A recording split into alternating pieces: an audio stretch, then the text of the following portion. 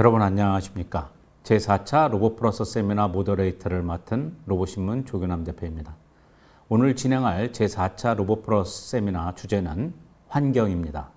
21세기 들어 오염물질 배출에 따른 환경오염과 무분별한 자원 사용에 따른 생태 파괴라는 환경 문제가 심각해지면서 이를 해결하고자 하는 노력이 세계적으로 펼쳐지고 있습니다. 특히 코로나 사태를 겪으면서 근래 기술이 인류 안전과 보호를 위해 이용되고 있고 혁신적인 기술보다는 환경과 사회 문제를 해결하는 기술에 더 주목하고 있습니다. 기술의 혁신만으로는 더 이상 인류의 미래를 책임질 수 없기 때문입니다. 기업들도 단기적 이윤만 추구해서는 지속 성장을 보장받을 수 없게 되었습니다.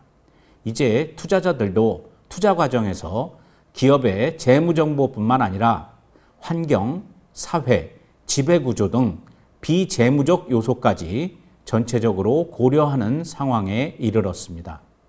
최근에 많이 이야기하는 ESG는 바로 Environmental, Social, Governance의 앞글자를 딴 용어로 기업의 비재무적 성과를 측정하는 지표입니다. 그러다 보니 기업들도 ESG에 관심을 갖지 않을 수 없게 되었습니다. 오늘 첫 번째 세미나에서는 비영리 전업 공익 변호사 단체인 사단법인 두루의 지연형 변호사께서 포스트 코로나 시대 기업이 선택할 생존 전략 ESG라는 주제로 강연을 해 주시겠습니다. 지 변호사님은 환경재단 미세먼지센터 사무국장을 역임하시고 현재 환경운동연합 등 다양한 환경단체에서 활동하고 계십니다. 오늘 강연에서는 ESG란 무엇이고 왜 코로나 팬데믹 이후 더 중요해지는지 ESG 기업 사례 등에 대해 강연을 청해 듣도록 하겠습니다. 안녕하십니까. 저는 오늘 포스트 코로나 시대 기업이 선택할 생존 전략 ESG, 환경 경영을 중심으로 발표를 하게 된 지연영 변호사입니다. 저는 사단법인 두루라는 단체에서 환경과 ESG 관련된 업무를 하고 있습니다. 오늘 함께 나눌 이야기는 먼저 그 ESG란 무엇이고 또 그 코로나 팬데믹을 비롯해서 어떤 배경으로 ESG가 이렇게 화두가 되고 확산이 되고 있는가라는가에 대해서 좀 말씀을 드리고 그 다음에 ESG 생태계가 어떻게 구성이 되는가 예컨대 그 ESG 평가 같은 것들은 어떻게 이루어지는지에 대한 말씀 그리고 마지막으로 ESG 경영 전략 및 기업 사례 등에 대해서 좀 살펴보는 시간을 갖도록 하겠습니다. 먼저 그 ESG의 개념부터 이야기를 드리고 싶은데요. 그 ESG가 어떤 영어 단어의 약자로 그 이루어졌는가를 살펴보면 그 앞에 두 자는 형용사 형태 그리고 마지막 한 그 governance라는 단어는 명사의 형태로 그 이루어진 것을 볼 수가 있습니다. 이를 토대로 그 ESG를 한 문장으로 정의를 해보자면 기업과 투자자의 관점에서 환경적 위험과 사회적 위험을 체계적으로 관리하는 과정이 그 ESG다라고 하겠습니다. ESG가 대두된 배경을 세 가지의 맥락에서 말씀을 좀 드리도록 하겠습니다.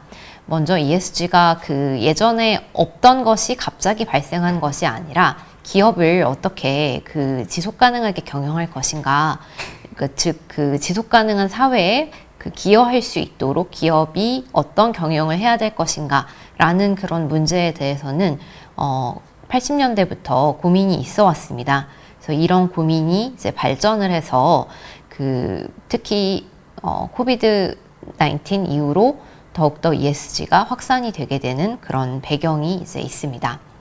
두 번째로 ESG는 그 기업이 주주를 위해서 존재한다. 즉 기업의 사회적 책임은 주주의 이윤을 극대화하는 것이다. 라는 그 밀턴 프리드만의 오래된 그런 기업의 그 필요한 이유에 대한 정의에서 2019년에 그 기업들 간에 함께 했던 비즈니스 라운드 테이블을 중심으로 기업의 역할이 다시 변화해야 한다. 기업은 이해관계자 자본주의라는 그런 개념을 통해서 새롭게 제정이 돼야 된다라는 그런 부분에 반성적 고려가 있었습니다. 그래서 기업은 주주 이익의 극대화가 아니라 그 기업의 그 주변을 이루는 사회 등의 이해관계자들의 번영을 어떻게 기여할 것인가 라는 부분을 이제 고민하기 시작했습니다.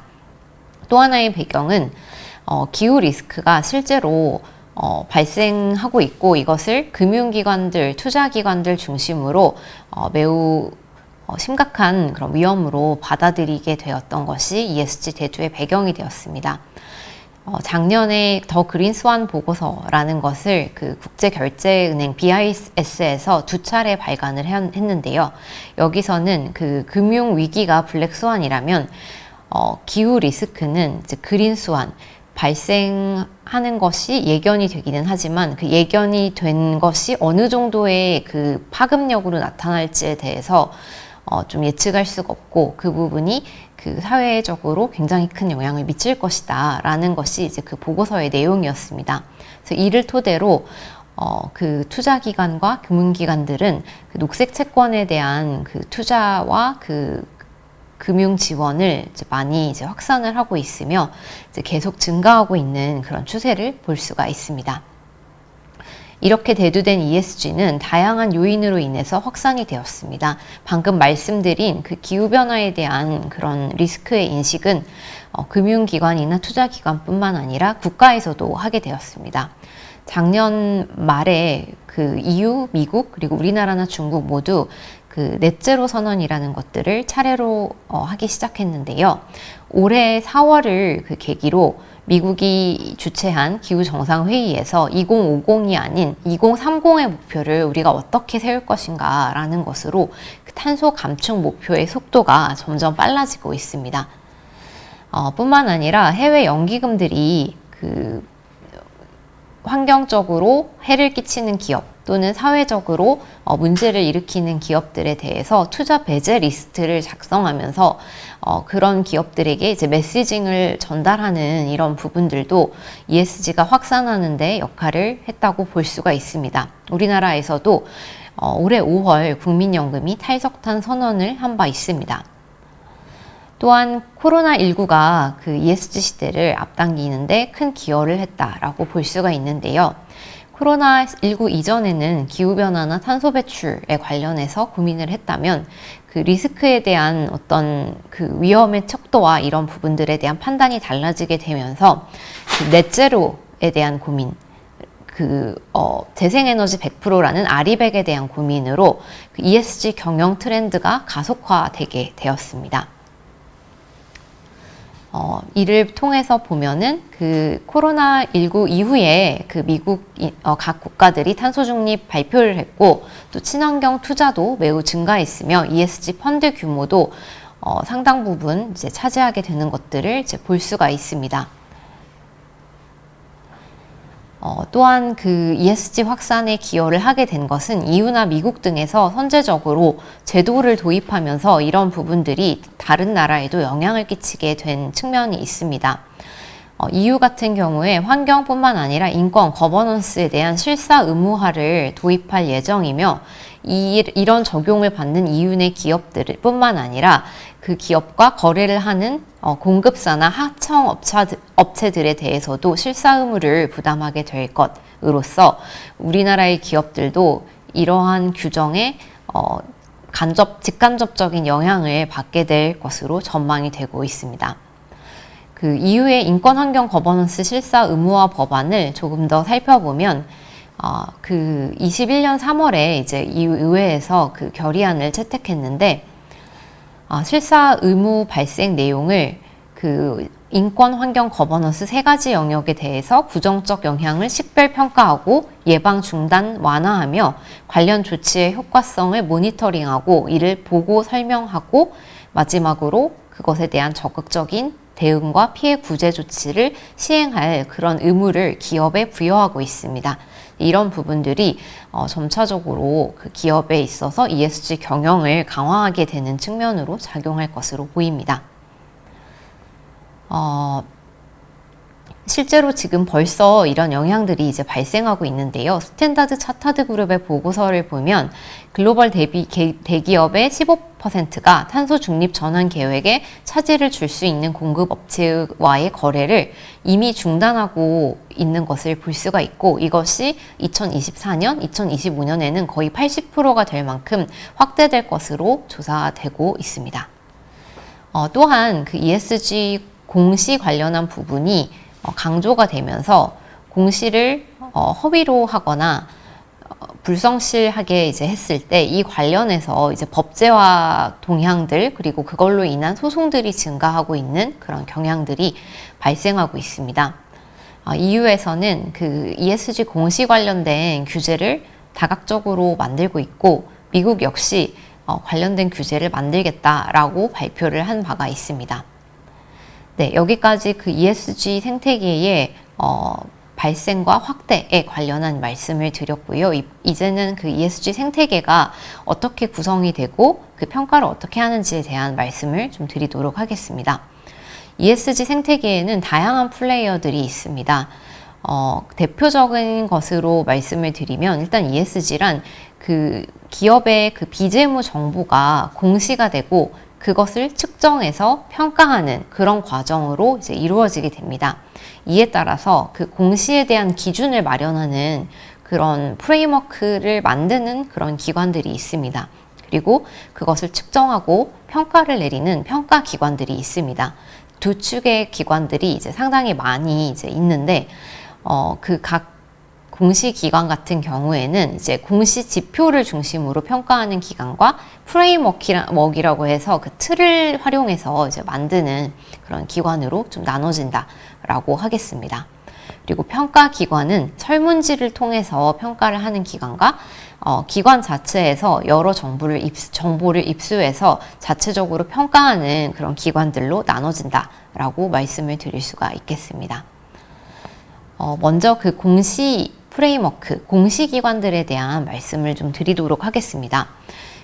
비재무 정보를 공시하는 가장 대표적인 그런 그 틀은 우리가 GRI라는 그런 평가 지표를 기준으로 기업들이 비재무 정보를 많이 이제 공개를 해왔습니다. 그런데 최근에는 그 회계 기준을 좀 더 강화해서 비재무 정보를 재무 정보화해서 볼 수 있는 그 SASB라는 기준, 또는 그 기업의 기후변화 등 그 환경에 대한 그 영향에 대해서 조명하는 TCFD라는 그 프레임워크 등이 더 대두가 되고 있고, 이에 따라서 기업들이 이런 SASB나 TCFD에 그 준해서 이렇게 그 본인들의 비재무 정보를 공시하는 것도 상당히 많이 증가하고 있습니다. 그리고 이것이 아예 그 지표를 변환하는 것이 아니라 기존의 GRI 지표를 통해서 공시를 하던 것과 병행해서 여러 가지의 그 리포트를 발간하는 모습 또한 볼 수가 있습니다.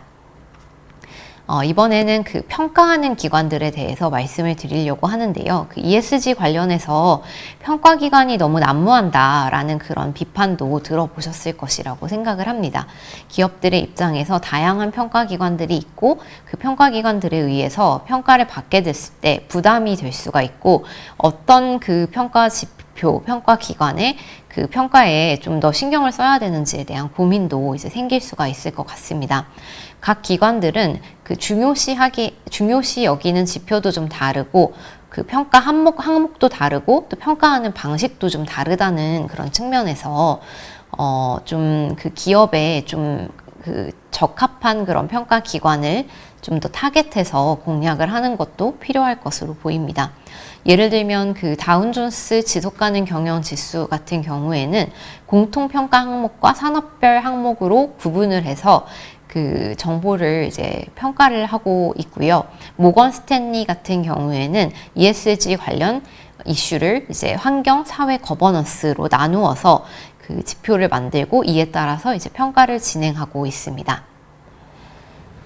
좀 구체적으로 평가가 어떻게 이루어지는지에 대한 그 절차를 좀 살펴보면, 일단은 기업이 공개적으로 공시한 내용을 기반으로 사전 조사를 실시를 하고, 여기에 더해서 그 감독기구나 지자체 등에서 그 감독한 그런 사항들의 정보도 이제 평가를 합니다.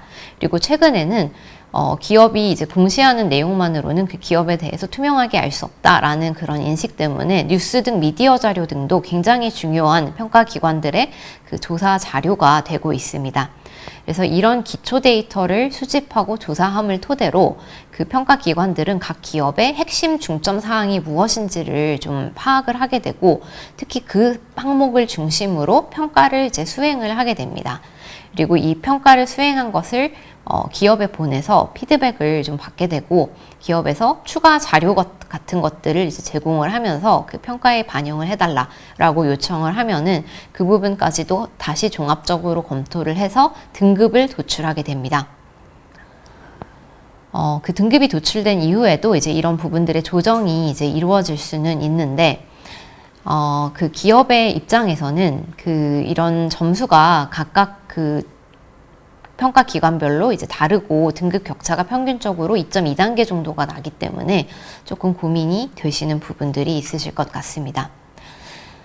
그래서 이제 제가 마지막에도 말씀을 좀 드리겠지만 평가 기관들 중에서도 본인 그 기업과 더 이제 연관이 있고 그리고 그 좀 대표적인 평가 기관들을 중심으로 해서 좀 그 정보, 기업 정보를 충분히 공시하고 평가가 어떻게 나오는지에 대해서 좀 이렇게 팔로우를 해보시는 게 필요할 것 같다라는 그런 말씀을 드리고 싶습니다. 네, 마지막으로 그 ESG 경영 전략과 기업 사례에 대해서 설명을 좀 드리도록 하겠습니다. ESG 경영 같은 경우에는 굉장히 다각적인 부분에서 기업 경영을 고민해 보아야 하는 측면들이 있습니다. 먼저 방금 말씀드린 공시를 잘하는 것이 이제 매우 중요할 것으로 보입니다.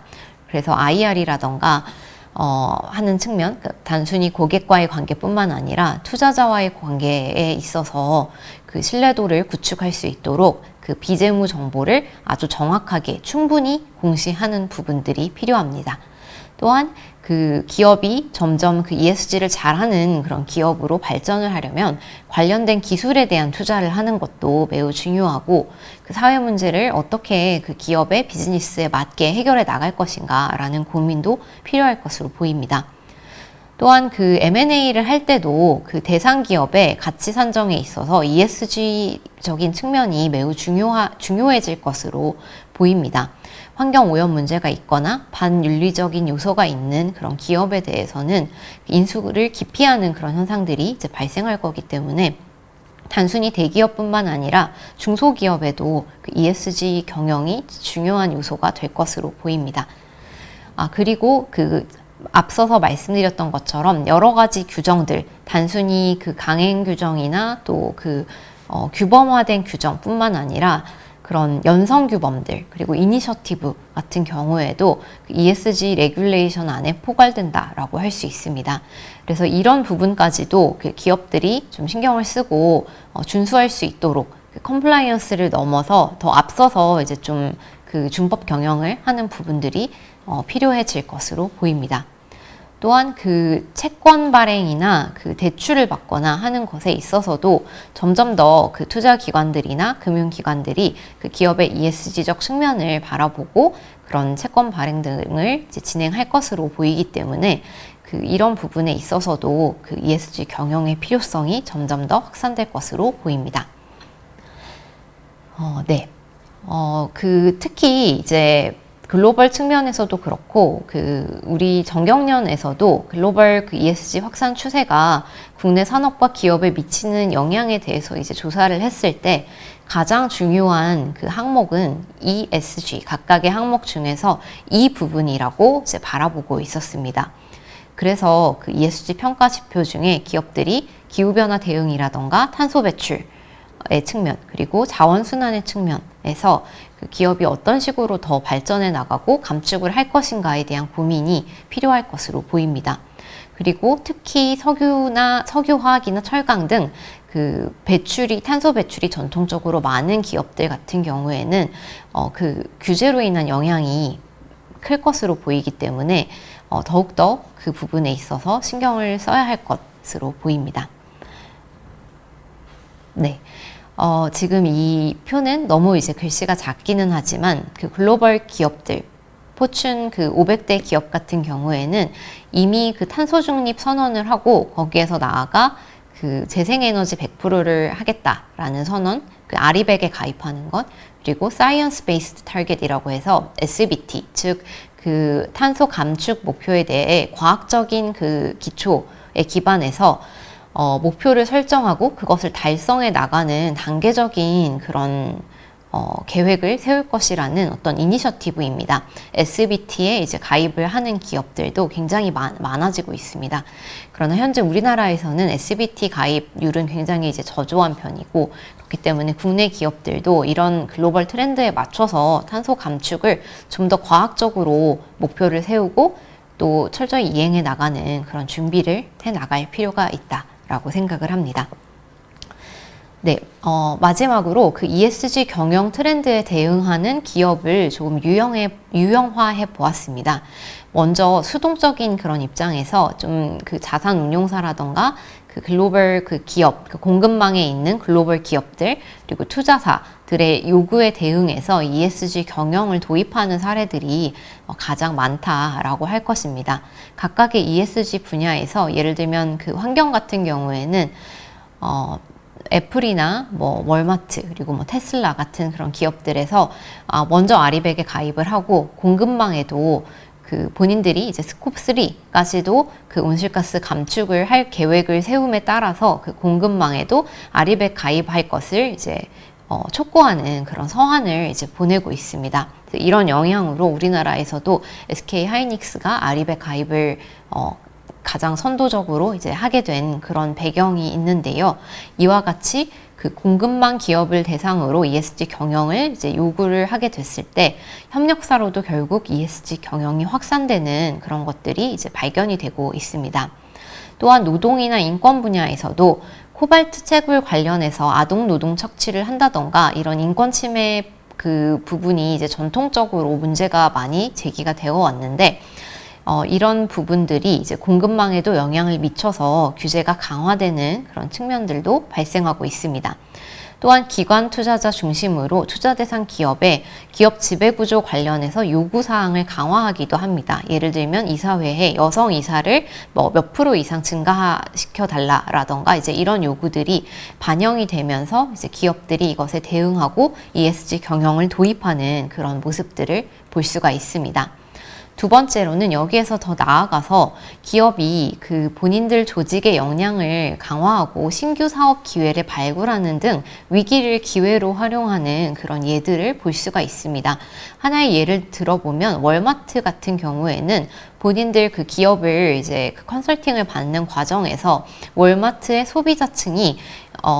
소비자층의 상당 부분이 그 월마트의 기업윤리 부분 때문에 이 판매를 중단하고 이탈을 한다라는 것을 발견을 하게 되었고, 이런 이유로 스스로 기업 실사 등 이제 그 경영 혁신이 필요하다라는 그런 판단을 하게 됩니다.